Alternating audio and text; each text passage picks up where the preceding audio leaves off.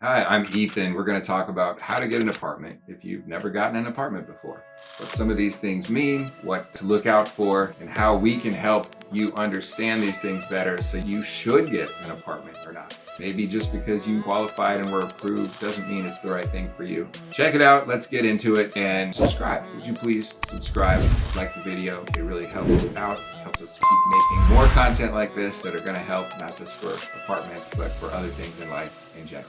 Okay, so you've never gotten an apartment before. Maybe you're still living at home with parents. Maybe you've been in a house that you have moved into a long time ago and that was done back in another process, but now you're going out into the apartment world. What are they going to ask for? Maybe you're getting a place to share with a roommate, establish some kind of independence, but also co-living with somebody else. Let's talk about application process. First, how do you qualify and then get approved for an apartment? There are three big factors that are going to decide whether or not you're approved for an apartment. Proof of income, credit report, and your rental history. Let's get into first the proof of income. When I say qualify or approve, proof of income is going to help you qualify for the apartment. It doesn't mean you're approved for the apartment. So the first thing you're going into is like, do I qualify for this?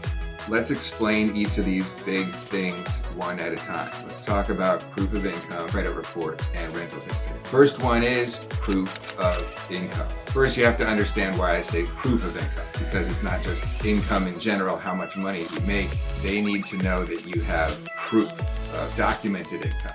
Now, I've rented apartments to people before when they don't have an income, so they have to prove that they have enough savings, enough total money that they own in an account somewhere that can cover the entire term of the rental lease. For example, if they had rental unit that they wanted that was $1,000 and they don't have an income at all, the apartment company might say, we need to see 3 times that for the entire lease. So we have to see if you have 3 times that for the entire lease. So the $12,000 for 1 year at the apartment is $1,000, the 12 months, that's $12,000. They would need to see if you have $36,000 sitting in the account.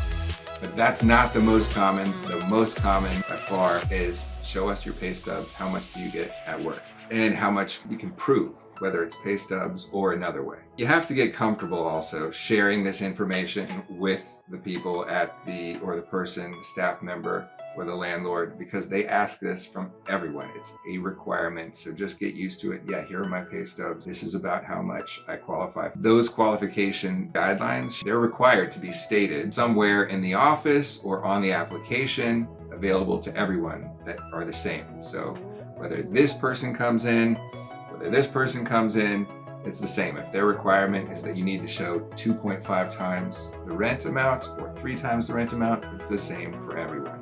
So just get used to answering that question or writing it down on the application. What's your income? Write it down on the application. You're going to be doing that time and time again for every application you fill out. Now, the most typical way to show proof of income is pay stubs. They will usually request about 30 days consecutive proof of income, and they have to stick to that 30 days. If you give them like 4 weeks, they might say, hey, that's only 28 days. They're pretty much sticklers for that. You have to get used to this type of process being a stickler type, very strict process. Just get used to that. Those pay stubs will vary sometimes depending on your job. They're going to be taking the average of that 30-day period. For example, if you sometimes make $1,000 a week, sometimes $500 a week, those might be averaged together to looks like $750 a week. So that's what they would end up putting on the application, or stretching that out to the month period. They will take your total and enter that as your proof of income for the 30-day period, and they will say, okay, is that 3 times the amount of rent, or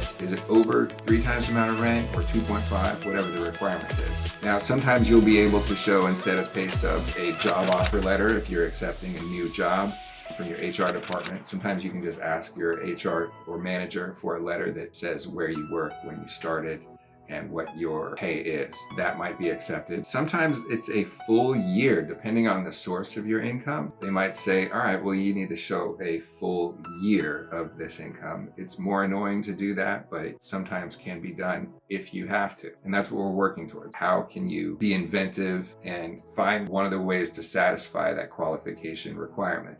They'll usually work with you on that, and it'll state on the application what they might be able to accept. The full year would be if somebody might be an independent contractor, they don't have a job, they work for themselves, a rideshare driver, somebody that does the gig economy or has their own company. This is where a full year or bank statements showing deposits, the source of that deposit and the frequency of that deposit into your account. I've even seen some apartment companies say that if you show your tax returns, then we can establish your income that way. After the income, what they can accept, it'll usually be stated, like I said, in the office. One of the pages on the application, it's going to say what the requirement is. 2.5 times is common, 3 times is common. So how much do you need to prove is that 2.5, 3 times? What's the minimum proof of income requirement? And by the way, the management is like legally required to have the same like qualification requirements for everyone. So don't worry about saying, if you think you make so much income that they're going to charge a higher rent or that they're going to look down on you or anything like that for making that like just the requirement. They have to treat everybody the same. It's a requirement. And let's see, it's important to give that a thought because you don't want to go in there thinking like, I'm going to be treated differently. So I better it's not like they're wheeling and dealing. The housing laws are very strict. What they can do has to be done the same for everyone. You have that on your side. Sometimes it feels kind of annoying because they have to treat you the same way as they treat everybody when they can't just be your friend and work with you. Like, look, we gotta stick with these requirements. Boom. It's like that. So let's get into the very next thing after proof of income. That is the required amount that they need to see, obviously. The other thing that they're going to need to see is, and this is about life in general, is your credit report. Now, credit is something that if you haven't started working on it yet, haven't given somebody a credit report yet, or they're going to run your credit and then they will tell you if, you can ask what the score was of your credit report. If it is no credit, they might charge you a security deposit and say, hey, there was no credit on your credit report. Either you're denied or we'll charge you a security deposit so that you can be approved. Security deposits are all over the map. It used to be really common where I was managing apartments in Los Angeles to have a full month as the security deposit. Sometimes it's a month and a half. In other states, other towns, it might be only $100 security deposit, $500 security deposit. Those things they might fluctuate. Remember, this is money you're getting back, but if you have no credit